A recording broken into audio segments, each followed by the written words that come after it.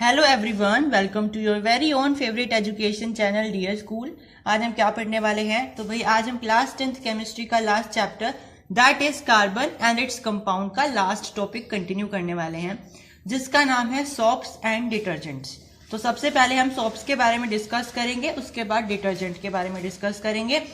Soaps और detergents होते क्या है, मैंने इसका आपको शॉर्ट एक तरीके से इंट्रो लास्ट लेक्चर में दे दिया था कि सोप्स क्या होते हैं और डिटर्जेंट्स क्या होते हैं। तो भाई दोनों का ही काम क्या होता है, क्लींसिंग एक्शन का होता है ना। जैसे ही ये वाटर में जाएंगे ये अपना क्लींसिंग एक्शन स्टार्ट कर देंगे। लेकिन फिर भी जो हमारे डिटर्जेंट होते हैं वो दो टाइप की कैटेगरी में डिवाइडेड थे। सबसे पहला था सोपी, दूसरा था नॉन सोपी। तो सोपी में कौन आ जाते हैं, सारे के सारे सोप्स आ जाते हैं, मतलब कि साबुन आ जाते हैं। और नॉन सोपी में सारे के सारे डिटर्जेंट आ जाते हैं, जैसे कि आपका घड़ी का सर्फ होता है, सर्फ एक्सेल होता है, टाइड होता है। ठीक है, ये सारे जो सर्फ हैं ये आपके डिटर्जेंट में आ जाते हैं। ठीक है, तो भाई आज हम देखने वाले हैं कि सोप और डिटर्जेंट इनमें फर्क क्या है, इनको अलग अलग कैटेगरी में डिवाइडेड क्यों किया गया है, सोप्स बनते कैसे हैं, पूरा स्ट्रक्चर आज हम जानने वाले हैं। तो चलिए वीडियो को स्टार्ट करते हैं। तो भाई सोप क्या होता है, मैंने आपको लास्ट लेक्चर में भी इसका इंट्रो दिया था। क्या रिएक्शन हमने लास्ट लेक्चर में पढ़ी थी? तो भाई लास्ट लेक्चर में मैंने आपको बताया था कि ईस्टर की रिएक्शन जब आप NaOH से करते हो और उसको हीट करते हो तो आपके पास दो सब्सटेंस मिलते हैं। सबसे पहला जो सब्सटेंस था वो था सोडियम एसिटेट, और एक और सब्सटेंस इसमें से मिलता था जिसका नाम था इथेनॉल। समझ में आई बात? तो भाई जब भी आप ईस्टर को NaOH से मतलब उसको NaOH में मिला करके हीट करोगे और आपको दो सब्सटेंस मिलेंगे, एक का नाम होगा सोडियम एसिटेट और दूसरे का नाम होगा इथेनॉल। तो ये जो ईस्टर है ये क्या है, ये हमारा कोई फैटी या ऑयली कोई सब्सटेंस है। ठीक है, यानी कि ये एक ऐसा मॉलिक्यूल या ऐसा सब्सटेंस है जिसमें ऑयल और फैट की क्वांटिटी प्रेजेंट है। समझ में आई? तो यानी कि हमने क्या किया, यहाँ पे हमने कोई फैट या ऑयल वाला सोर्स लिया और फिर उसको हमने रिएक्ट करा दिया किसी एल्कलाई से, यानी कि हमने किसी बेस से रिएक्ट करा दिया। बेस भी कौन से वाला, एल्कलाइज वाला।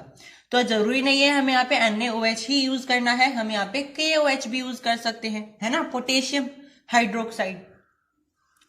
अब ये डेल्टा क्या बता रहा है, ये डेल्टा बता रहा है कि हमने इस रिएक्शन को जब किया हमने इसको हीट भी दी। ठीक है, यानी हमने यहाँ पे इसको हीट भी सप्लाई करी है। और जैसे ही आपने इन दोनों को रिएक्ट करवाया हीट के अंडरगो करके, तो आपके पास दो सब्सटेंस मिल गए।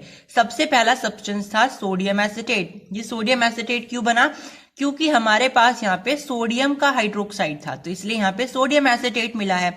अगर आप यहाँ पे पोटेशियम का हाइड्रोक्साइड लेते तो आपके पास पोटेशियम का एसिटेट बन जाता। यस यस, और ये सोडियम एसिटेट या ये पोटेशियम एसिटेट जो भी बनेगा यही हमारा सोप होता है, मैंने आपको लास्ट लेक्चर में भी बताया था। यस, और इसके अलावा जो हमारे पास यहाँ पे मिला है ये क्या है, ये एक अल्कोहल है। ठीक है, यहाँ पे इथेनॉल मिली है, हो सकता है यहाँ पे कोई और फॉर्म मिल जाए अल्कोहल की। ठीक है, मिलेगी आपको अल्कोहल ही। समझ में आई बात? तो भाई कुल मिलाकर के बात इतनी सी थी कि ईस्टर को, यानी कि आप जब किसी फ्रूटी स्मेल वाले सब्सटेंस को रिएक्ट कराते हो किसी एल्कलाई से और उसको हीट कर देते हो तो आपके पास सोप मिल जाता है और साथ में एक अल्कोहल भी मिलती है।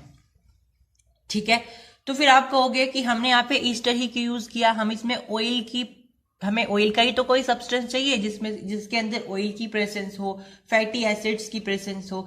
तो जरूरी थोड़ी ना है हम यहाँ पे ईस्टर ही यूज करेंगे। हमने ईस्टर क्यों इस्तेमाल करा? तो भाई हम क्या बनाने वाले हैं, हम यहाँ पे सोप बनाने वाले हैं। तो सोप बनाने के लिए हम ऐसा तो नहीं है बिल्कुल नॉर्मल सा सोप बना देंगे, हमें ऐसा साबुन चाहिए जिसे हम इस्तेमाल करें तो खुशबू भी आए। ठीक है, आपने देखा नए नए जो साबुन आते हैं या आजकल जो साबुन आते हैं वो बहुत अच्छे होते हैं, मतलब अच्छे इन द सेंस कि उनके अंदर से फ्रेग्रेंस बहुत अच्छी आती है ना। तो फ्रेग्रेंस क्यों आती है, क्योंकि वो इतना ही अच्छा, इतनी अच्छी क्वांटिटी का, क्वालिटी का ईस्टर यूज करते हैं। ठीक है, तो सोप के अंदर वो फ्रेग्रेंस डालने के लिए, वो स्मेल डालने के लिए यहाँ पे ईस्टर का इस्तेमाल किया जाता है। इससे दो काम हो जाते हैं, एक तो यहाँ पे हमें ऑयल भी मिल जाएगा क्योंकि ईस्टर के अंदर ऑयल होता है, और दूसरा काम हमारा हो जाएगा कि ईस्टर से हमें हमारे साबुन के अंदर फ्रेग्रेंस मिल जाएगी, मतलब कि खुशबू मिल जाएगी। ठीक है, यस। तो यानी कि हम यहां से समझ सकते हैं कि sodium it is the sodium salt या potassium salt of a long chain of carboxylic acid या fatty acid which has cleansing properties in water. It has a large non ionic hydrocarbon group and an ionic group that is COO negative Na+। समझ में आई बात? तो यानी कि यहाँ पे ये कहा गया है कि सोप क्या होता है, सोप एक सोडियम साल्ट या फिर एक पोटेशियम साल्ट होता है। अब सोडियम साल्ट कब बनेगा, पोटेशियम साल्ट कब बनेगा? तो अगर आप यहाँ पे NaOH की जगह आप KOH ले लेते हो तो आपके पास पोटेशियम साल्ट मिल जाएगा। क्योंकि आपने यहाँ पे NaOH लिया है तो आपके पास यहाँ पे सोडियम साल्ट मिल जाएगा। ठीक है, तो यहाँ पे ये बोला गया है कि सोप क्या होता है, सोप एक सोडियम साल्ट होता है या फिर एक पोटेशियम साल्ट होता है। ठीक है, अब इस सोडियम साल्ट या इस पोटेशियम साल्ट के अंदर लॉन्ग चेन होती है कार्बोक्सिलिक एसिड की। ठीक है, यानी कि फैटी एसिड्स की।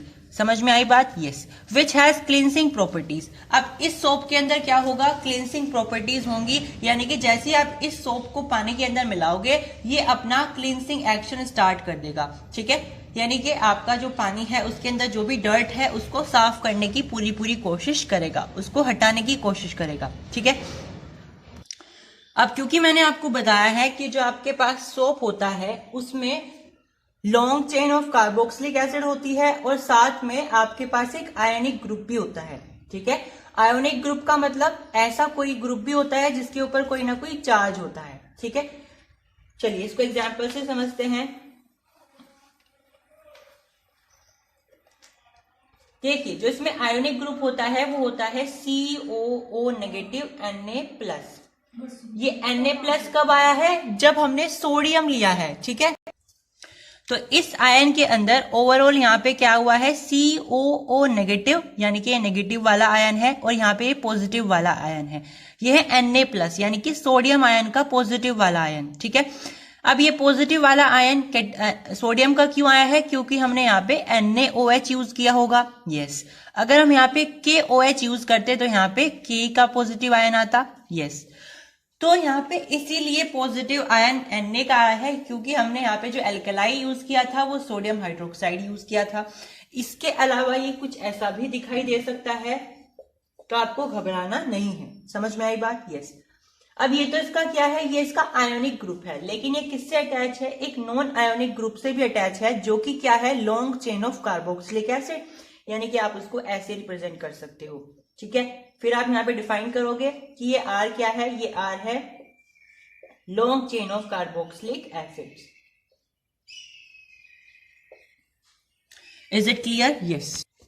तो यानी कि आप बोल सकते हो कि आपका जो बेसिक सोप होता है, यानी कि जो आपका बेसिक फॉर्मूला होता है साबुन का, वो क्या होता है, वो होता है R-COO नेगेटिव Na+। Na+ की जगह आप K+ भी लगा सकते हो, डेट इज योर चॉइस। समझ में आई बात? वो डिपेंड करता है कि आपने एल्केलाई कौन सा लिया है। समझ में आई? तो अगर आपने NaOH लिया है तो ऑफकोर्स सी बात है यहाँ Na+ ही आएगा। अगर आपने सोडियम हाइड्रोक्साइड लिया है तो यहाँ पे K+ आएगा, क्योंकि आप पोटेशियम को किससे रिप्रेजेंट करते हो, K से रिप्रेजेंट करते हो। Is it clear? यस। तो हमें यहाँ पे रिएक्शन से समझना पड़ेगा। जो मैंने आपको ईस्टर वाले रिएक्शन बताई थी ना, उसी का थोड़ा सा एडवांस रूप है, या उससे जनरल रूप बोल सकते हो।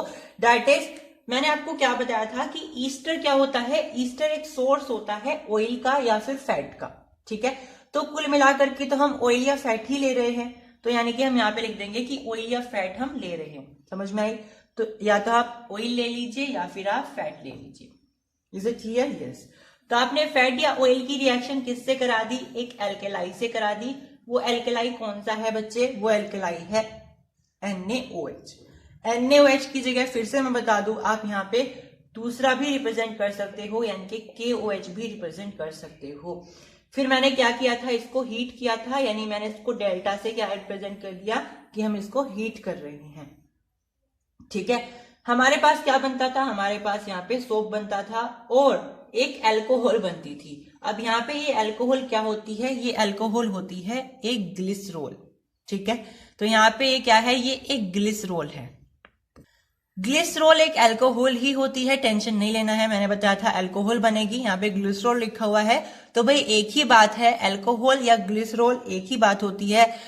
बेसिकली जो ग्लिसरॉल होती है वो एक ऐसी अल्कोहल होती है जो पानी को एब्जॉर्व करती है, ठीक है, अपने आसपास की जो सराउंडिंग है उससे मॉइस्चर को एब्जॉर्व करती है, और जो आपका साबुन बनेगा ना उसके अंदर नमी बरकरार रखती है, ठीक है। आपने देखा जो साबुन होता है बिल्कुल ठोस नहीं होता, ठीक है, मतलब बिल्कुल ऐसे पत्थर जैसा नहीं होता, वो थोड़ा सॉफ्ट सॉफ्ट होता है, क्योंकि उसके अंदर मॉइस्चर की क्वांटिटी होती है। अब वो मॉइस्चर की क्वांटिटी किसकी वजह से आती है, वो मॉइस्चर की क्वांटिटी आती है इसी ग्लिसरॉल की वजह से, क्योंकि ये ग्लिसरॉल क्या होता है, ये ग्लिसरॉल एक मॉइस्चर एब्जॉर्प्टेंस का काम करता है, मतलब कि ये सराउंडिंग से मॉइस्चर को एब्जॉर्ब करेगा, जिससे जो आपका साबुन है उसके अंदर मॉइस्चर बरकरार रहेगा और वो कभी भी ऐसा सूखा सूखा नहीं लगेगा, ठीक है, उसके अंदर मॉइस्चर प्रेजेंट होगा, इसलिए उसका जो टेक्सचर होगा वो थोड़ा सा सॉफ्ट होगा। समझ में आई बात? यस। तो ये ग्लिसरॉल होता है, इसका फॉर्मूला क्या होता है, इसका फॉर्मूला होता है C3H8O3। आपको ध्यान नहीं रखना है ना, आपको एग्जाम में आएगा कि ग्लिसरॉल क्या होता है, मैंने आपको इन्फॉर्मेशन के तौर पर बता दिया कि ग्लिसरॉल क्या होता है, ठीक है। तो भाई ग्लिसरॉल क्या होता है, एक अल्कोहल ही होती है, ठीक है, ये एक अल्कोहल ही होती है, लेकिन ऐसी अल्कोहल होती है जो कि अपने आसपास की सराउंडिंग से सारा का सारा मॉइस्चर को एब्जॉर्व कर लेती है, जिससे होगा क्या, ये जो आपके पास सोप बना है इस सोप के अंदर मॉइस्चर की क्वांटिटी बढ़ जाएगी। समझ में आई? यस। अब जब भी आप सोप बनाओगे, मतलब कि आप कौन सी रिएक्शन कर रहे हो, सैपोनिफिकेशन। Yes, very good. तो मैंने आपको पहले लेक्चर में बताया था कि जब भी आप सोप बनाओगे उस रिएक्शन को आप क्या बोलोगे, सैपोनिफिकेशन बोलोगे, ठीक है। सैपोनिफिकेशन तो ये रिएक्शन का नाम हो गया। अब इस रिएक्शन को करने के लिए आपको कौन सा प्रोसेस करना पड़ेगा, उसका नाम आपको एग्जाम में पूछा जा सकता है।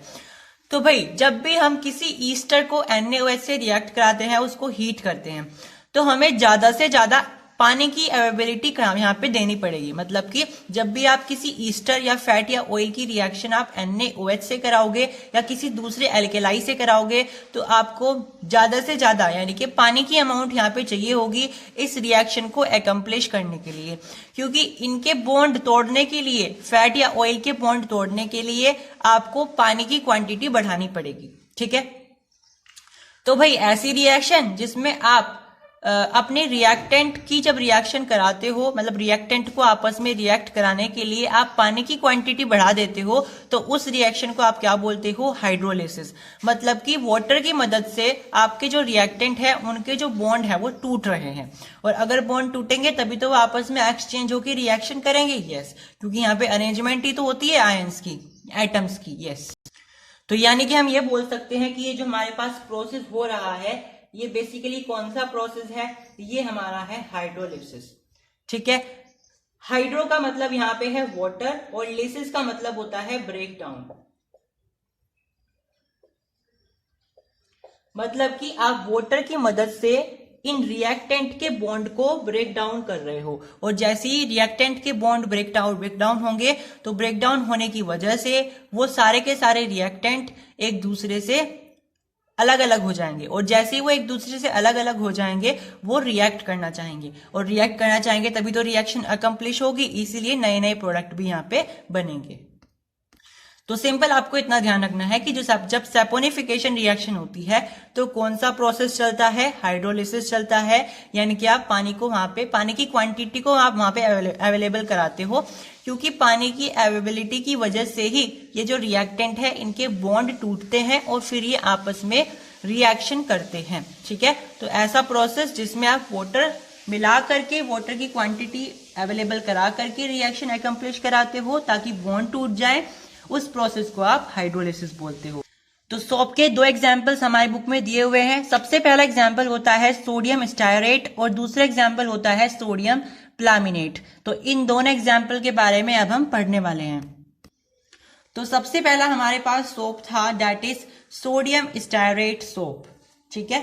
तो बेसिकली हम दो तरीके के सोप के बारे में पढ़ने वाले हैं। हमारी बुक में दो एग्जाम्पल्स दिए हुए हैं और आपको एग्जाम में रेडी रहना पड़ेगा। हो सकता है आपको यही पूछ लिया जाए कि आपको इन दोनों एग्जाम्पल्स के बारे में ही डिस्कस करना है, ठीक है। तो सबसे पहला हमारे पास एग्जाम्पल है सोडियम स्टायरेट सोप, जिसका फॉर्मूला होता है C17H35COO नेगेटिव Na+, ठीक है। अब ये COO नेगेटिव तो परमानेंट है, लेकिन ये Na+ क्यों आया? मैंने जैसा कि आपको बताया था, क्योंकि यहाँ पे सोडियम लिया गया है, ठीक है। तो अगर सोडियम लिया गया है तो यहाँ पे Na+ ही आएगा, ठीक है।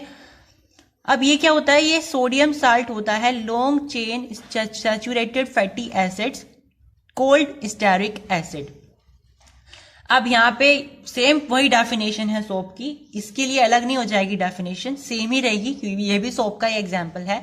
तो ये भी सोडियम साल्ट होता है long chain of saturated fatty acids का, ठीक है। इसमें भी लॉन्ग चेन जुड़ी हुई होती है फैटी एसिड्स की, लेकिन ये फैटी एसिड कौन सी है? अब ये हमारे पास है स्टेरिक एसिड। तो आपको ये ध्यान रखना है, जो आपके पास सोडियम स्टायरेट सोप होता है उसमें कौन सी एसिड होती है? उसमें होती है स्टायरिक एसिड, ठीक है। इसी की ही लॉन्ग चेन उसमें जुड़ी हुई होती है, ठीक है। तो ये एक फैटी एसिड होती है जिसका नाम होता है स्टायरिक एसिड, और इसी के नाम पे इसका नाम हो गया है सोडियम स्टायरेट। सोडियम इसलिए क्योंकि इसके अंदर Na भी है, और स्टायरेट इसलिए क्योंकि इसके अंदर स्टायरिक एसिड है। समझ में आई? यस।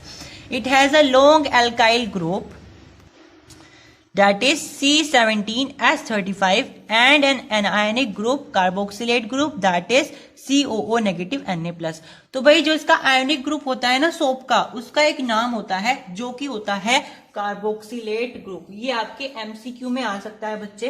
दैट इज कि आपका जो सोप होता है उसके अंदर दो पार्ट्स होते हैं, एक होता है एल्काइल ग्रुप, एक होता है आयोनिक ग्रुप। उस आयोनिक ग्रुप का नाम क्या होता है? कार्बोक्सिलेट ग्रुप, जिसको आप COO नेगेटिव Na+ से रिप्रेजेंट कर सकते हो या फिर COO नेगेटिव K+ से रिप्रेजेंट कर सकते हो। समझ में आई? यस। समझ में आई? यस। अब यहाँ पे देखो, आपके पास जो एग्जाम्पल था सोडियम स्टायरेट सोप, इसका फॉर्मूला क्या था? C17H35 COO negative Na+। अब ये COO नेगेटिव Na+ क्या हो गया है? आयोनिक ग्रुप हो गया है। तो जो बचा हुआ पार्ट है वो क्या है? वो आपका एल्कलाइल ग्रुप है, एल्काइल ग्रुप है, यानी कि आपका आ जाएगा एल्काइल ग्रुप, ठीक है। तो C17H35 इसका हो गया है एल्काइल ग्रुप। अब इस कंफ्यूजन को दूर करते हैं कि ये वाकई ही इसका फॉर्मूला जो है वो सही है या नहीं, यानी कि जो इसके साथ ये C17H35 के साथ ये जो आयन जुड़ा हुआ है, क्या ये सही लगा हुआ है? तो चलिए चेक करते हैं। तो भाई हमारे पास यहाँ पे कार्बन कितने हैं? 17 है। हाइड्रोजन कितने हैं? 35 है। और ये बोल रहा है कि ये जो ग्रुप है, ये कौन सा ग्रुप है? ये एल्काइल ग्रुप है। अब हम जानते हैं एल्काइल ग्रुप कब बनता है? एल्केन से बनता है, यानी कि इसका फॉर्मूला होना चाहिए CnH2n+1। यही होना चाहिए ना एल्काइल का फॉर्मूला, मैंने यही बताया हुआ है। यस। तो हमारे पास यहाँ पे कार्बन कितने हैं? 17 है। हाइड्रोजन कितने हैं? इसी का मल्टीप्लाई करिए 17+1, तो यहाँ जाएगा C17H34+1, यानी कि C17H35। तो यस, हमारे पास ये सही आ गया है। और क्योंकि इसके अंदर होने कितने चाहिए? 36 होने चाहिए। एल्केन है, क्यों? एल्केन के तौर पर, ठीक है भाई। मैंने आपको बताया था एल्केन का क्या फॉर्मूला होता है? CnH2n+2।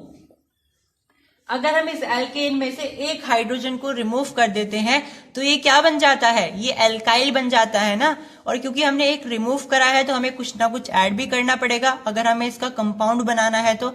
यस। तो आपने इसमें से एक हाइड्रोजन रिमूव कर दिया तो ये क्या बन गया था? ये एल्काइल ग्रुप बन गया था, जिसका नाम था C17H35। लेकिन अभी भी इसके अंदर एक वैलेंसी की कमी है, टेट्रा वैलेंसी की कमी है।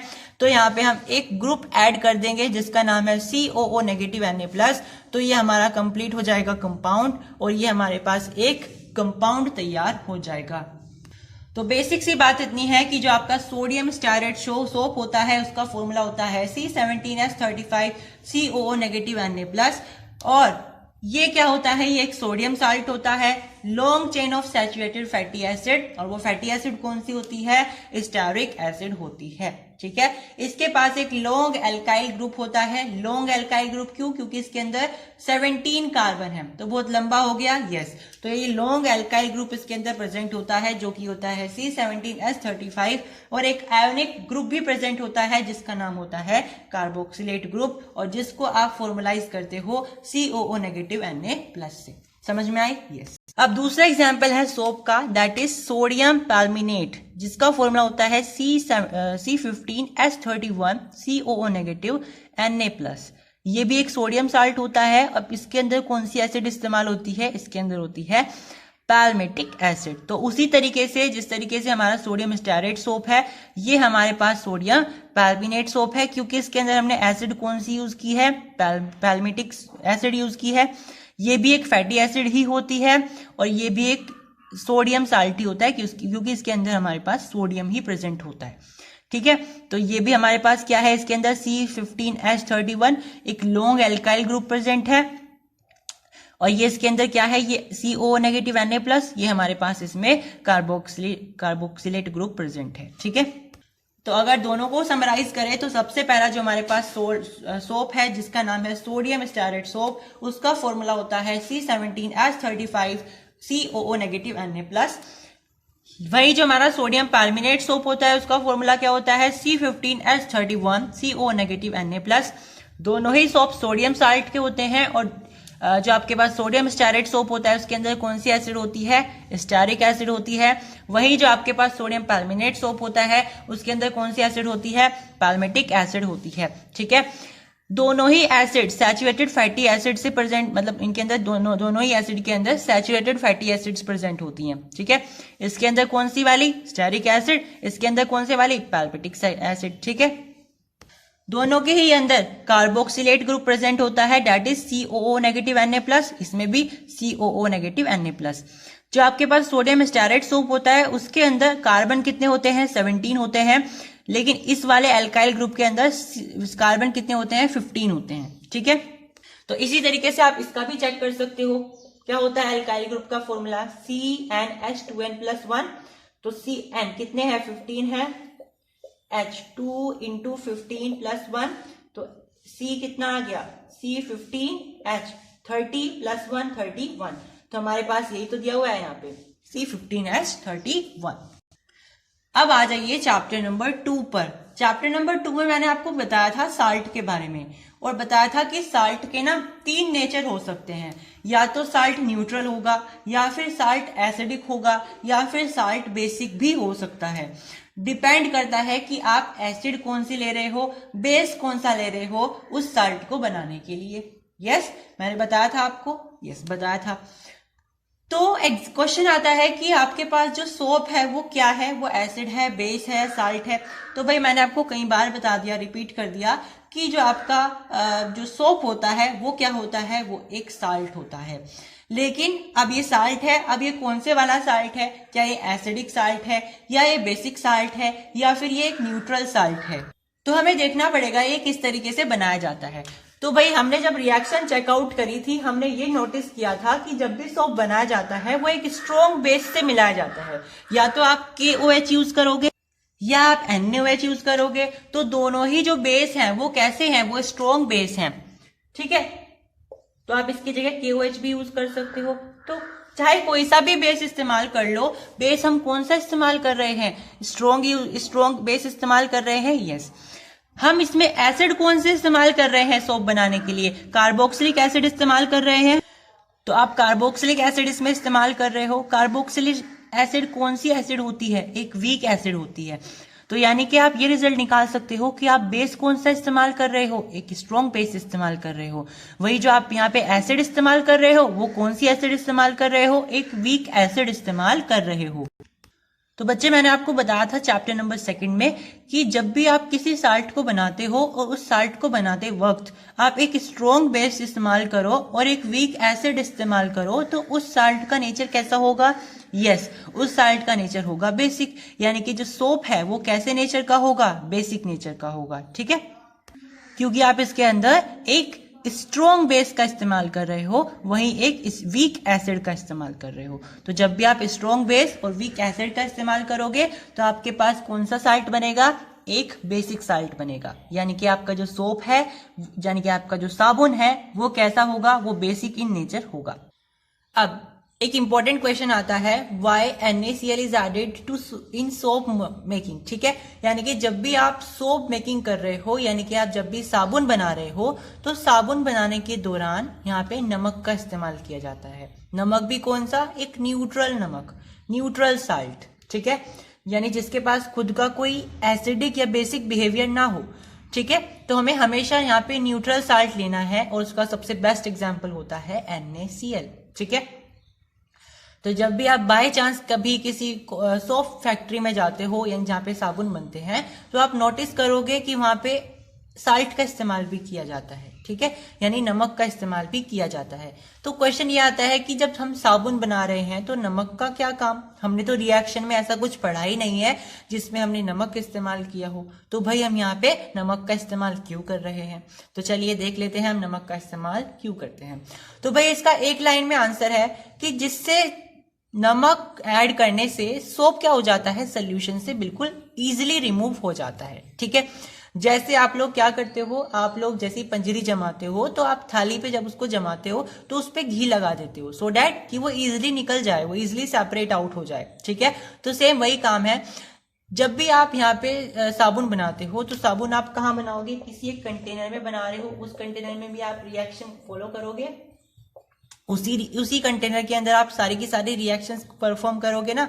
ईस्टर मिलाओगे, फिर उसमें NaOH मिलाओगे, वाटर मिलाओगे, क्योंकि आपको हाइड्रोलिसिस करना है, फिर आपका यहाँ पे सोप तैयार हो जाएगा। तो सोप इसी के अंदर, इसी कंटेनर के अंदर तैयार होगा, इसी सोल्यूशन के अंदर तैयार हो जाएगा। यस, तो आप यहाँ पे क्या करोगे, फिर यहाँ पे आप NaCl डाल दोगे, यानी कि आपका कॉमन साल्ट डाल दोगे। NaCl डालने से क्या होगा, जो आपका सोप है वो पूरे के पूरे सोल्यूशन से अलग हो जाएगा, वो पूरे सोल्यूशन के साथ मिक्स नहीं होगा। ठीक है, जैसे आप यहाँ पे NaCl डालोगे, जो आपका सोप है वो क्या करेगा, वो सॉलिड फॉर्म में आ जाएगा और वो ऊपर की तरफ आ जाएगा, यानी कि सेपरेट आउट हो जाएगा। समझ में आई बात।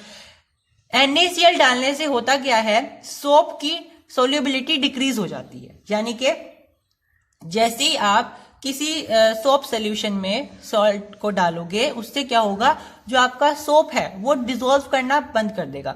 यानी कि जिस सोल्यूशन में आपने, जिस कंटेनर में आपने सोप को बनाया है, उसमें और भी बहुत सारी चीजें हैं।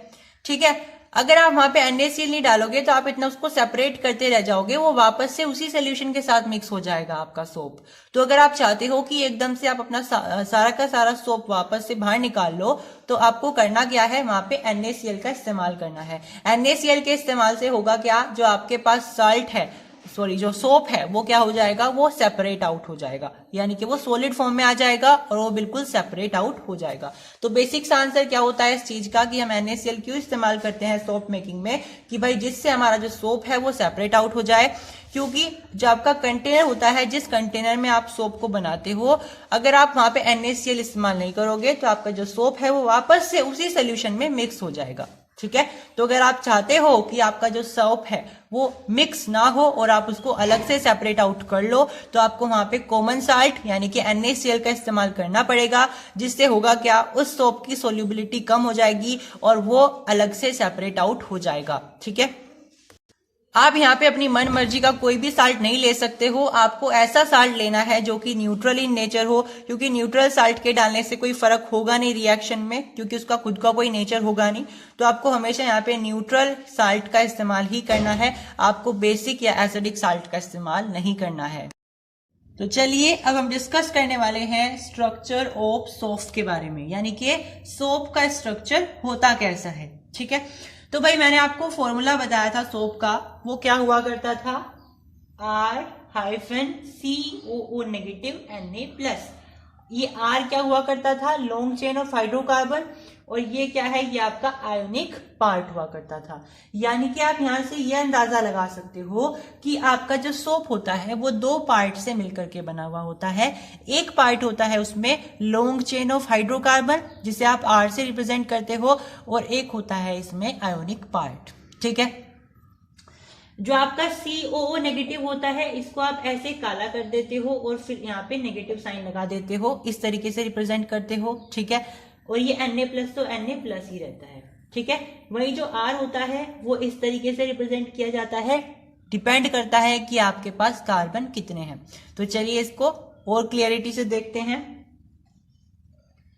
देखिए, soap molecule is made of two parts, a long hydrocarbon part and a short ionic part containing COO minus Na+ group.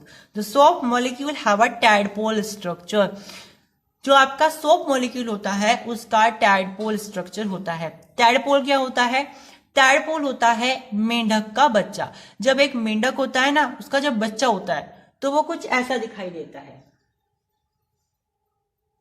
ठीक है, कुछ इस तरीके का। तो कुछ ऐसा ही हमारा सोप का स्ट्रक्चर बनता है, ठीक है। तो भाई मैंने आपको बताया था कि जो आपका सोप होता है वो दो पार्ट से मिलकर के बना हुआ होता है, एक हाइड्रोकार्बन पार्ट होता है, एक आयोनिक पार्ट होता है, ठीक है। हाइड्रोकार्बन पार्ट मान लीजिए आपके पास 6 कार्बन उसके अंदर प्रेजेंट है, तो आप ऐसे रिप्रेजेंट कर सकते हो उसको 1 2 3 4 5 6, ठीक है, इस तरीके से रिप्रेजेंट कर सकते हो। और यहाँ पे फिर आप क्या करोगे, गोला कर दोगे, क्योंकि आपको COO नेगेटिव रिप्रेजेंट करना है। यहाँ पे आपने माइनस लगा दिया और Na+, तो यहाँ आपका स्ट्रक्चर तैयार हो गया है, ठीक है। तो इसी तरीके से यहाँ पे मैंने स्ट्रक्चर रिप्रेजेंट किया हुआ है, देखिए। तो भाई यहाँ पे ये क्या है, ये आपका लॉन्ग हाइड्रोकार्बन पार्ट है। ये मैंने जिगजैग क्यों बनाया है, क्योंकि मैंने भाई आपको इस चैप्टर में सारी डिटेल बताई हुई है। मैंने आपको ये भी बताया था कि आप कार्बन कंपाउंड को कई तरीके से रिप्रेजेंट कर सकते हो, उसमें एक तरीका रिप्रेजेंट करने का ये भी था। इस तरीके से आप जिगजैग लाइन से रिप्रेजेंट करते थे। अब जो ये एजेस हुआ करती थी, ये क्या रिप्रेजेंट करती थी, ये कार्बन के एटम को रिप्रेजेंट करती थी, ठीक है। तो ये हम यहाँ पे जो जिगजैग बना रहे हैं, ये क्या है, ये कार्बन एटम्स को रिप्रेजेंट कर रही है, ठीक है। तो अगर आपके पास C17 है तो आप यहाँ पे 17 बनाओगे, यानी 1 2 3 4 5 6 7 8 9 10 11 12, तो आप यहाँ पे बनाओगे 13 14 15 16 17, तो आपके पास ये बन गया है यहाँ पे C17 वाला। ये जो आपके पास गोला है ये क्या है, ये आपके पास COO नेगेटिव है। आप इसको ऐसे रिप्रेजेंट करते हो, काला कर दोगे और फिर यहाँ पे नेगेटिव साइन लगा दोगे। Na+ को आप सिंपल Na+ लिख करके रिप्रेजेंट करोगे। तो जो ये जिगजैग वाला पार्ट है ये क्या है, ये लॉन्ग हाइड्रोकार्बन पार्ट है और इसकी खासियत होती है कि ये ऑयल सोल्यूबल होता है, मतलब कि ऑयल वाले सब्सटेंस या ऑयल वाले सोर्सेज में ये अच्छे से घुल सकता है। वहीं जो आपका ये आयोनिक पार्ट होता है, ये होता है आपका शॉर्ट आयोनिक पार्ट। इसकी खासियत होती है कि ये वाटर में सोल्यूबल होता है। समझ में आई बात? तो आप यहां से ये निकाल सकते हो रिजल्ट कि जो ऑयल सोल्यूबल है वो वाटर में सोल्यूबल नहीं होगा और जो वाटर सोल्यूबल है वो ऑयल में सोल्यूबल नहीं होगा। और इसी वजह से जो सोप है वो क्लींसिंग एक्शन करता है, उसको हम आगे देखने वाले हैं। सो आई होप कि आपको स्ट्रक्चर ऑफ सोप समझ में आया। ये डिपेंड करता है कि आपके पास कितने कार्बन एटम है, तो आप उसके हिसाब से ये जिगजैग बनाओगे, ठीक है। ये जो गोला है ये किसे रिप्रेजेंट करता है, ये रिप्रेजेंट करता है COO नेगेटिव। नेगेटिव साइन आप यहाँ पे बकायदा बनाओगे, फिर Na+ आप लिखोगे। समझ में आई? Yes.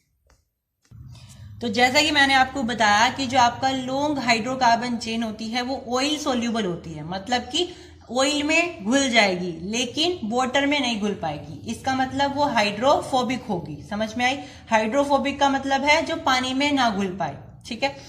So the hydrocarbon part of soap molecule is insoluble in water but soluble in grease and oil, यानी ग्रीस या ऑयल में वो घुल जाएगी। The ionic part of soap molecule is hydrophilic, मतलब कि ये पानी में घुल जाएगी। हाइड्रोफिलिक का मतलब है पानी में घुल जाना, ठीक है। So the ionic part is soluble in water but insoluble in oil and grease, यानी कि जो आपका हाइड्रोफिलिक वाला पार्ट है, यानी कि जो आपका आयनिक पार्ट है वो पानी में घुल जाएगा बट ऑयल और ग्रीस में घुल नहीं पाएगा, ठीक है। अब इसमें नया टॉपिक आता है, दैट इज मिसल, ठीक है। अब हम पढ़ने वाले हैं मिसल के बारे में। मिसल क्या होता है? A spherical aggregate of soap molecule in the soap solution in water is called a micelle. तो बेसिकली ये एक स्फेरिकल एग्रीगेट होता है। एग्रीगेट का मतलब होता है, जैसे आपने देखा जब आप दुकानों पे आते हैं वो जब आप उसमें डालते हो एक स्पून और फिर उसमें हवा फूकते हो तो क्या होता है, ऐसे गोले गोले से बनने लग जाते हैं, ठीक है। तो उनको हम बोलते हैं एग्रीगेट्स, ठीक है। अगर उनकी शेप स्फेरिकल है तो आप बोलोगे वो स्फेरिकल एग्रीगेट्स हैं, ठीक है। तो बेसिकली जो एग्रीगेट्स होते हैं वो क्या होते हैं, आप इमेजिन कर सकते हो, जो आप दुकानों से लेते हो ना 10-10 रुपए वाले, वो उसमें आप हवा फूकते हो तो बुलबुले उठते हैं, तो उन बुलबुलों को आप क्या बोलते हो, स्फेरिकल एग्रीगेट बोलते हो। तो ये मिसल्स क्या होते हैं, ये मिसल्स वही एग्रीगेट होते हैं, यानी कि स्फेरिकल एग्रीगेट होते हैं। ये कब बनते हैं, जब आपका जो सोप मॉलिक्यूल है वो कहाँ चला जाए, वो आपकी वाटर में चला जाए, ठीक है। यानी कि जैसे ही आपका साबुन पानी में जाएगा, पानी में जाने से क्या होगा, उसके अंदर मिसल्स की फॉर्मेशन स्टार्ट हो जाएगी, यानी कि उसके अंदर ये एग्रीगेट्स बनने स्टार्ट हो जाएंगे। आपने कभी कभी किया भी होगा, ऐसे साबुन को आपने ऐसे मला होगा अपने हाथों पर, फिर आप यहां से ऐसे बुलबुले करते होंगे, ठीक है। आपने कभी किया होगा बचपन में, तो वहां पे क्या होता था, बुलबुले बनना स्टार्ट हो जाते थे। तो ये मिसल्स ही तो होते हैं। जब आप सोप सोल्यूशन में से मिसल्स बनते हैं तो उसको आप स्फेरिकल एग्रीगेट बोलते हो या मिसल्स बोलते हो, ठीक है। तो बेसिकली ये जो मिसल्स बनते हैं कैसे बनते हैं, देखिए हमारे पास ये एक कंटेनर रखा हुआ है, इसके अंदर हमने क्या किया, इसके अंदर हमने सोप सोल्यूशन डाल दिया, मतलब कि हमने पानी के अंदर साबुन मिला करके इसमें डाल दिया, ठीक है। तो इसके अंदर थोड़े छोटे से मिसल्स बनने स्टार्ट हो जाएंगे। अब ये मिसल्स क्या होते हैं, इन मिसल्स के अंदर ना छोटे छोटे से सोप मॉलिक्यूल्स होते हैं, ठीक है। तो एक मिसल के अंदर हो सकता है बहुत सारे सोप मॉलिक्यूल्स हों, ठीक है। तो जो आपके सोप मिसल्स होते हैं, इसके अंदर आपके सोप मॉलिक्यूल्स भी होते हैं। तो आप यहां से समझ सकते हो कैसे, कि आपके पास एक कंटेनर था, आपने उसमें क्या डाल दिया, सोप सोल्यूशन डाल दिया। सोप सोल्यूशन के डालने से जैसे आपने उसको शेक किया तो यहाँ पे क्या फॉर्मेशन हो जाएगी, यहाँ पे आपके सोप मिसल्स की फॉर्मेशन हो जाएगी। जो आपके सोप मिसल्स होते हैं वो एक इंडिविजुअल ऐसे कोई फिजिकल क्वांटिटी नहीं होती है या एक फिजिकल मास नहीं होता है, इसके अंदर छोटे छोटे से सोप मॉलिक्यूल्स भी प्रेजेंट होते हैं, ठीक है। अब आप ना घर एक काम करना, आप एक कंटेनर लेना, उसमें आप सोप सॉल्यूशन को डाल देना, ठीक है। आपको ये महसूस होगा कि ये जो सोप सॉल्यूशन है ये थोड़ा थोड़ा सा क्लाउडी है, यानी कि बिल्कुल आप इसके आर पार साफ साफ नहीं देख पा रहे हो, ये थोड़ा सा धुंधला है, क्लाउडी सा है। तो ये क्लाउडी क्यों होता है, क्योंकि ये जो मिसल्स होती हैं, ये मिसल्स जो होती है ये क्या करती है, ये लाइट को स्कैटर कर देती है, यानी कि लाइट को आर पार नहीं जाने देती। और अगर लाइट कंटेनर के आर पार नहीं जा पा रही है तो आप उसके आर पार देख भी नहीं पाओगे, यानी कि वो आपको कैसा दिखाई देगा, वो आपको क्लाउडी दिखाई देगा, ठीक है। तो आप यहां से ये पता कर सकते हो कि जो आपका सोप सॉल्यूशन होता है वो एक कोलाइडल सॉल्यूशन होता है। कोलाइडल सॉल्यूशन क्यों है, क्योंकि जब आप इसके आर पार लाइट पास करोगे तो वो लाइट पास नहीं हो पाएगी, क्योंकि इसके अंदर मिसल्स प्रेजेंट है, और वो मिसल्स क्या करेंगे, इस लाइट को वापस से स्कैटर कर देंगे। स्कैटर करने का मतलब है वेरियस डायरेक्शन में इसको फैला देना। तो कुल मिलाकर के बात इतनी सी है कि जब भी आप कोई सोल्यूशन लेते हो, सोप सोल्यूशन, और उसके आर पार आप टॉर्च जला करके देखते हो तो उसमें क्या होने वाला है, उसमें आपको ये दिखाई देगा कि आपकी जो लाइट है वो आर पार नहीं जा पा रही है, ठीक है। जैसे कि एग्जाम्पल के लिए मेरे पास यहाँ पे है सोडियम एल्गिनेट सोल्यूशन, तो ये भी कुछ कुछ ऐसा ही है जैसा आपका सोप सोल्यूशन होता है, यानी कि थोड़ा सा क्लाउडी है, जैसे कि आप देख भी सकते हो, इसके आर पार आप नहीं देख पा रहे हो अच्छे से, देखो बोर्ड पे नीचे लिखा हुआ भी नहीं दिखाई दे रहा है। तो जो आपका सोडियम एल्गिनेट सोल्यूशन होता है वो भी कुछ हद तक आप बोल सकते हो कि ये कोलाइडल सोल्यूशन होता है। इसी तरीके से आपका सोप सोल्यूशन भी होता है। तो जैसे आपके पास सोडियम एल्गिनेट सोल्यूशन है, आप क्या करोगे, इससे एक ये टॉर्च है, ये टॉर्च अच्छे से जल रही है अभी, तो अगर आप इसके आर पार जला के देखोगे तो क्या आप प्रॉपर देख पा रहे हो, तो आप जैसे कि टॉर्च जला करके भी देख पा रहे हो, इसमें बहुत सारे पार्टिकल्स प्रेजेंट हैं, है ना। तो ये पार्टिकल क्या कर रहे हैं, ये इस टॉर्च से आने वाली लाइट को स्कैटर कर रहे हैं, यानी अपने से आर पार नहीं आने दे रहे हैं, ठीक है। जैसे यहाँ पे हो क्या रहा है, एग्जाम्पल से समझिए। आपके पास मान लीजिए ये कोई मिसल है, ठीक है, जो कि लाइट को स्कैटर कर रहा है। ये कैसे स्कैटर करेगा, जैसे इससे लाइट टकराएगी ये उसको वेरियस डायरेक्शन में फैला देगा। यानी इसको आर पार नहीं जाने देगा। और अगर किसी सरफेस से लाइट आर पार नहीं जा पा रही है, इसका मतलब वो ट्रांसपेरेंट नहीं है, और अगर वो ट्रांसपेरेंट नहीं है तो आप उससे आर पार क्लियरली देख भी नहीं पाओगे, है ना। तो यहाँ पे यही हो रहा है। तो ये जो सोप सोल्यूशन होता है इसमें भी यही होता है, जो इसके अंदर प्रेजेंट मिसल्स होते हैं वो क्या करते हैं, पास होने वाली लाइट को स्कैटर कर देते हैं, जिससे आप इसके आर पार का नहीं देख पाते हो। इसलिए आप बोलते हो कि जो सोप सोल्यूशन है वो एक कोलाइडल सोल्यूशन होता है। और क्योंकि एक कोलाइडल होता है इसीलिए आपको थोड़ा सा क्लाउडी नजर आता है, मतलब कि धुंधला नजर आता है, ठीक है, क्योंकि इसके अंदर वेरियस मिसल्स प्रेजेंट होते हैं। तो चलो अब हम देखने वाले हैं कि जो सोप होते हैं या जो डिटर्जेंट्स होते हैं वो कैसे किसी कपड़े को धो देते हैं, मतलब कि वो किस तरीके से किसी गंदगी को साफ करते हैं, या बेसिकली हम बोल सकते हैं कि सोप और डिटर्जेंट कैसे क्लींसिंग एक्शन को फॉलो करते हैं, ठीक है। तो मेरे पास ये कंटेनर रखा हुआ है जिसके अंदर मैंने पानी रखा हुआ है, ठीक है। मैंने क्या किया, इसके अंदर सोप सोल्यूशन डाल दिया जिससे मैं कपड़ों को धो पाऊं, कपड़ा जो भी हो। फिर मैंने क्या किया, इसके अंदर कोई डर्ट पार्टिकल डाल दिया या फिर कोई गंदा कपड़ा डाल दिया जिसके अंदर कोई ऑयल पार्टिकल लगा हुआ है, कोई गंदगी लगी हुई है, ठीक है। अब हुआ क्या, इसमें मिसल्स बनने स्टार्ट हो जाएंगे, ठीक है। इसमें छोटे छोटे से मिसल्स बनेंगे, और मैंने बताया है मिसल्स के अंदर क्या प्रेजेंट होते हैं, सोप मॉलिक्यूल्स प्रेजेंट होते हैं। यानी कि एक मिसल के अंदर हो सकता है कई सारे सोप मॉलिक्यूल्स प्रेजेंट हो, यानी कि कुछ इस तरीके के। समझ में आई बात? यस। तो जैसे ही मैंने इसके अंदर पानी डाला, फिर मैंने सोप सोल्यूशन डाल दिया, और फिर मैंने इसमें कोई गंदगी डाली, गंदगी मतलब कोई डर्ट पार्टिकल डाला जिसमें ग्रीस लगा हुआ है, ऑयल लगा हुआ है, कोई फैटी एसिड लगा हुआ है, ठीक है। जैसे ही मैंने इसमें डर्टी पार्टिकल्स डाले, हुआ क्या, जो आपके सोप मॉलिक्यूल्स थे वो किससे मिलकर के बने हुए हैं, दो पार्टिकल्स से मिलकर के बने हुए हैं। एक है इसमें से आयोनिक पार्ट, ये वाला है आयोनिक पार्ट, और ये है आपके पास हाइड्रोकार्बन पार्ट। मैंने क्या बताया था, जो आपके हाइड्रोकार्बन पार्ट होता है वो ऑयल सोल्यूबल होता है, मतलब कि वो ऑयल से अटैच हो जाएगा। वहीं जो आयनिक पार्ट होता है वो वाटर सोल्यूबल होता है, यानी कि जो आपका आयनिक पार्ट है वो पानी से सोल्यूबल हो जाएगा। यस। तो क्योंकि जो आपका हाइड्रोकार्बन वाला पार्ट है वो ऑयल सोल्यूबल है, इसका मतलब ये है कि वो जाकर के सबसे पहले ऑयल से अटैच हो जाएगा, है ना। तो मान लीजिए आपके पास हमने कोई डर्ट माना था, ये मान लीजिए छोटा सा जो पार्टिकल बना हुआ है यहाँ पे वो डर्ट पार्टिकल है, और इस डर्ट पार्टिकल के ऊपर ऑयल लगा हुआ है। तो मुझे बताइए इस सोप मॉलिक्यूल का कौन से वाला पार्ट जाकर के इस डर्ट पार्टिकल से अटैच हो जाएगा। तो यस यू आर राइट, इसमें सबसे पहले जाकर के अटैच हो जाएगा ये हाइड्रोकार्बन वाला पार्ट, क्योंकि हाइड्रोकार्बन वाले पार्ट के पास ही ये प्रॉपर्टी होती है कि वो सबसे पहले जाकर के ऑयल सोल्यूबल हो जाएगा, मतलब कि ऑयल से अटैच हो जाएगा, ठीक है। Is it clear? यस। तो इन्होंने क्या किया, सोप मॉलिक्यूल गया सबसे पहले किसके पास, डर्ट पार्टिकल के पास, और उसका हाइड्रोकार्बन वाला जो पार्ट था वो उस डर्ट पार्टिकल से अटैच हो गया। देखो आप यहाँ पे देख भी सकते हो इतने सारे सोप मॉलिक्यूल्स हैं, वो उनमें से सारे के सारे जो सोप मॉलिक्यूल्स का एंड वाला पार्ट है, मतलब कि जो हाइड्रोकार्बन वाला पार्ट है वो किससे अटैच हो गया है, वो डर्ट पार्टिकल से अटैच हो गया है, ठीक है।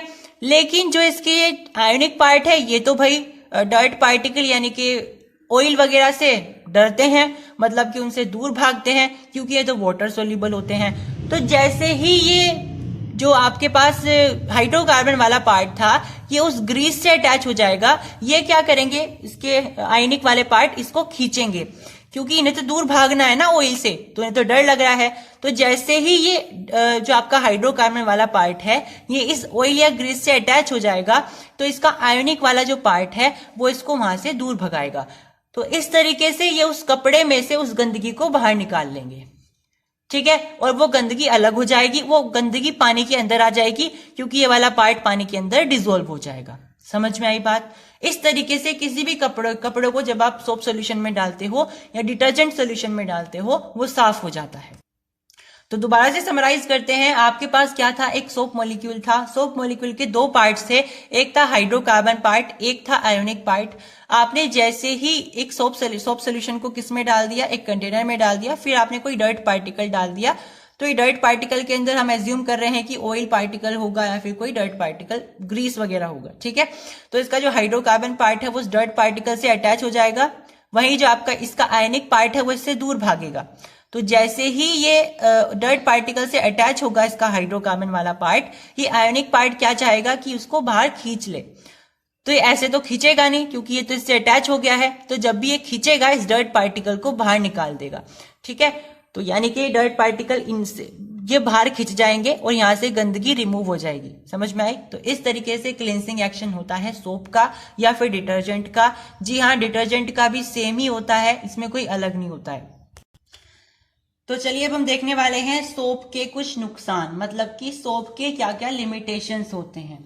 सबसे पहला लिमिटेशन होता है कि सोप को आप वॉशिंग पर्पस के लिए इस्तेमाल नहीं कर सकते हो इन हार्ड वाटर। मतलब कि वाटर दो तरीके का होता है, हार्ड होता है, सॉफ्ट होता है। वैसे तो कई तरीके के हो सकते हैं, बट जनरली अगर आप उसके स्मूथनेस को लेकर के बोल रहे हो तो वाटर को आप मेजरली दो कैटेगरी में डिवाइड कर सकते हो। सबसे पहली कैटेगरी होती है सॉफ्ट वाटर, दूसरी होती है हार्ड वाटर, ठीक है।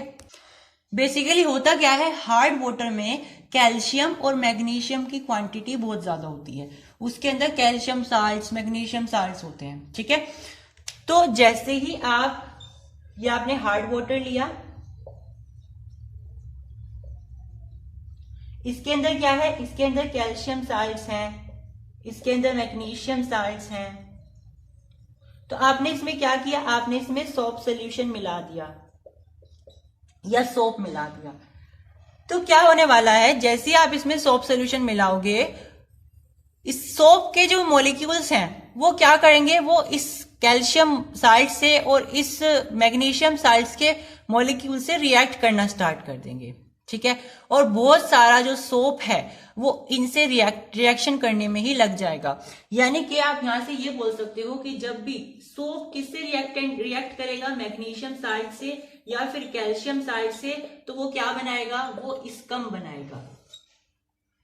स्कम क्या होता है, एक कर्डी सब्सटेंस होता है, ठीक है। यानी एक आप बोल सकते हो व्हाइट सा एक सब्सटेंस होता है जो कि बहुत स्टिकी होता है। यानी कि अगर आपने इसमें कपड़े डाल दिए धोने के लिए और आपने हार्ड वाटर ले लिया है और उसके बाद आपने सोप सॉल्यूशन डाल दिया है, तो सोप सॉल्यूशन क्या करेगा, इस कैल्शियम साल्ट और मैग्नीशियम साल्ट से रिएक्ट करके स्कम बनाएगा, जो कि एक कर्डी पार्टिकल होता है, कर्डी सब्सटेंस होता है।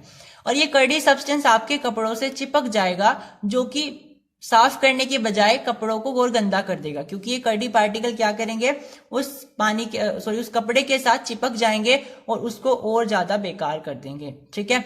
तो अगर आप हार्ड वाटर आपके पास अवेलेबल है और आप फिर सोप का इस्तेमाल कर रहे हो कपड़े धोने के लिए, तो ये बिल्कुल बेकार चॉइस है आपकी, ठीक है। मतलब कि आप वहां पे सोप का यूज नहीं कर सकते हो, ठीक है। अगर आपके पास हार्ड वाटर है फिर भी आपको कपड़े धोने हैं, तो ऐसे में आप सोप को छोड़ करके डिटर्जेंट का इस्तेमाल करते हो, ठीक है। आपको ये ध्यान रखना है कि अगर आपके पास इन केस हार्ड वाटर है और आपको फिर भी कपड़े धोने हैं, तो आप कौन सा डिटर्जेंट इस्तेमाल करोगे, मतलब सोपी डिटर्जेंट या फिर नॉन सोपी डिटर्जेंट। तो आप वहां पे नॉन सोपी डिटर्जेंट इस्तेमाल करोगे या सिंपल डिटर्जेंट इस्तेमाल करने वाले हो, क्योंकि सोप क्या करेंगे, सोप तो भाई स्कम फॉर्मेशन करेंगे। स्कम एक कर्डी पार्टिकल होता है, कर्डी सब्सटेंस होता है, जो कि कपड़ों से चिपक जाएगा और साफ करने की बजाय उसको और ज्यादा बेकार कर देगा। दूसरा नुकसान ये भी होगा कि मैक्सिमम अमाउंट ऑफ जो सोप है वो इस कैल्शियम साल्ट और मैग्नीशियम साल्ट से रिएक्ट करने में ही वेस्ट हो जाएगा, क्योंकि वो स्कम फॉर्मेशन में चला जाएगा। फिर कहीं जाकर के जब वो इस मैग्नीशियम साल्ट और कैल्शियम साल्ट को रिमूव करेगा, तब जाकर के जो थोड़ा बहुत इसमें जो सोप सोल्यूशन बचेगा वही बचेगा, और फिर वो कपड़े के साथ रिएक्ट, कपड़ों को मतलब साफ ही नहीं कर पाएगा, ठीक है, क्योंकि स्कम इतना सारा बन चुका होगा कि कपड़े बिल्कुल सड़ जाएंगे। समझ में आई बात? तो भाई लिमिटेशंस ऑफ सोप में क्या क्या है कि आपको हमेशा कपड़े जब धोने चाहिए वो आपको सॉफ्ट वाटर में धोने चाहिए, अगर आपके पास केवल और केवल सोप सोल्यूशन है, मतलब सोप है, ठीक है। अगर आपके पास डिटर्जेंट भी है तो आपको कोई परवाही नहीं है, अगर हार्ड वाटर है तब भी आप डिटर्जेंट का इस्तेमाल कर सकते हो, सॉफ्ट वाटर है तब भी आप डिटर्जेंट का इस्तेमाल कर सकते हो, लेकिन अगर आपके पास हार्ड वाटर है तो आप सोप सॉल्यूशन का इस्तेमाल नहीं कर सकते हो कपड़े धोने के लिए, तब आपको कहीं से सॉफ्ट वाटर ही लेकर के आना पड़ेगा। और जनरली जो आपकी टंकी में होता है, टैप्स में होता है, टैंकर्स में होता है पानी, वो जनरली आपका सॉफ्ट वाटर ही होता है। ठीक है, अगर ये आपको चेक करना है कि वाकई ऐसा होता है नहीं, तो आप कैसे बनाओगे हार्ड वाटर? ठीक है भाई, आपको फिर हार्ड वाटर तो चाहिए ही होगा ना। अगर आपको ये चेक करना है कि वाकई सॉफ्ट जो सोप सोल्यूशन है वो हार्ड वाटर में जाकर के स्कम बनाएगा या नहीं, तो उसके लिए आपको हार्ड वाटर चाहिए होगा। आप कहाँ से लाओगे? तो ये क्वेश्चन जनरली एग्जाम में आ जाता है। तो अगर आपको सॉफ्ट वाटर को हार्ड वाटर में तब्दील करना है तो आप क्या करोगे? आप उस सॉफ्ट वाटर के अंदर कैल्शियम या मैग्नीशियम साल्ट को मिला दोगे। ठीक है, आप कैल्शियम साल्ट को मिला दो या मैग्नीशियम साल्ट को मिला दो। इन कैल्शियम साल्ट में से, मैग्नीशियम साल्ट में से कोई भी एक साल्ट मिला दो या दोनों मिला दीजिए।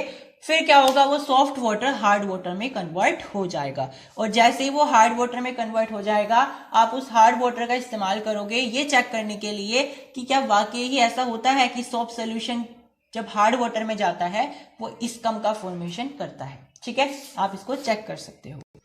तो चलिए अब हम पढ़ने वाले हैं डिटर्जेंट्स के बारे में। तो डिटर्जेंट क्या होते हैं? Detergent is the sodium salt of long chain of benzene sulphonic acid और long chain of alkyl hydrogen sulphate which has cleansing properties in water.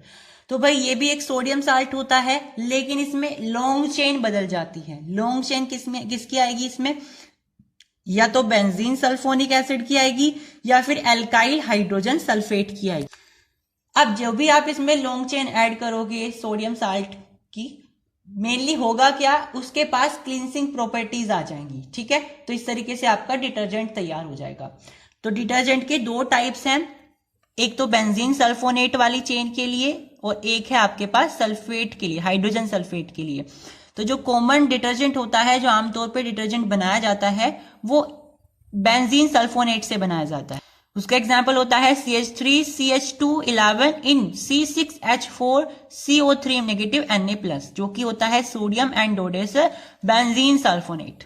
ठीक है, जो कि कॉमन डिटर्जेंट होता है। इसके अलावा CH3CH2tan CH2CO4 नेगेटिव Na+ होता है, जो कि सोडियम एंडोडेसल सल्फेट होता है, जो कि दूसरा कोई डिटर्जेंट होता है, अनदर डिटर्जेंट होता है।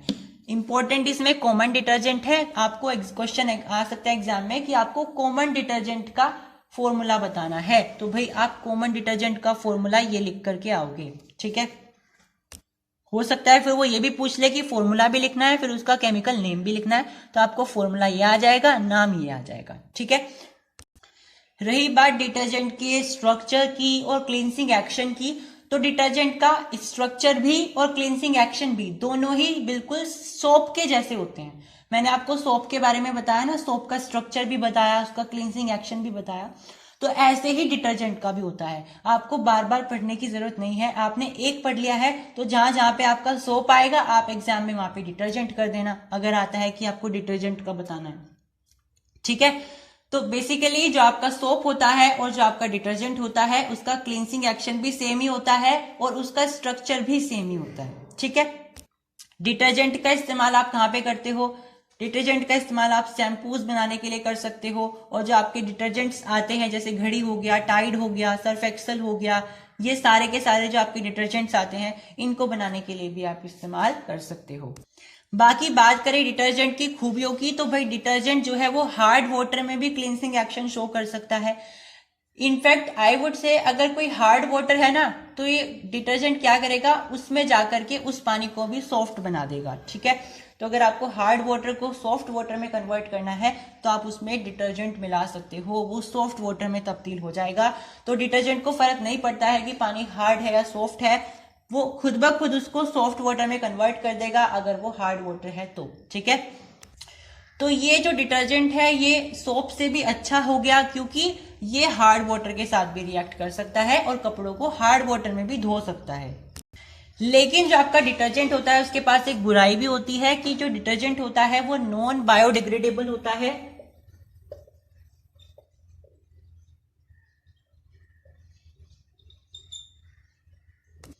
इसका मतलब है कि जो डिटर्जेंट है वो इन्वायरमेंट में जाकर के डिकम्पोज नहीं होगा, वो ऐसे ही रह जाएगा, मतलब कि उसे माइक्रो ऑर्गेनिज्म डिकम्पोज नहीं करेंगे और वो हमारे इन्वायरमेंट को पोल्यूट करता रहेगा, हमारे एक्वाटिक लाइफ को पोल्यूट करता रहेगा, ठीक है। लेकिन जो आपका सोप होता है वो बायोडिग्रेडेबल होता है, वो कुछ समय के बाद डिकम्पोज हो जाता है और हमारे इन्वायरमेंट को गंदा भी नहीं करता है, ठीक है। लेकिन जो डिटर्जेंट होते हैं भाई, उनके पास नॉन बायोडिग्रेडेबिलिटी की प्रॉपर्टी होती है, मतलब कि वो इन्वायरमेंट में जाकर के बहुत जल्दी डिकम्पोज नहीं होते हैं, इनको डिकम्पोज होने के लिए बहुत ज्यादा ईयर्स लग जाते हैं, थाउजेंड्स ऑफ ईयर लग जाते हैं डिकम्पोज होने के लिए, तो आप इनको नॉन बायोडिग्रेडेबल की कैटेगरी में डाल सकते हो।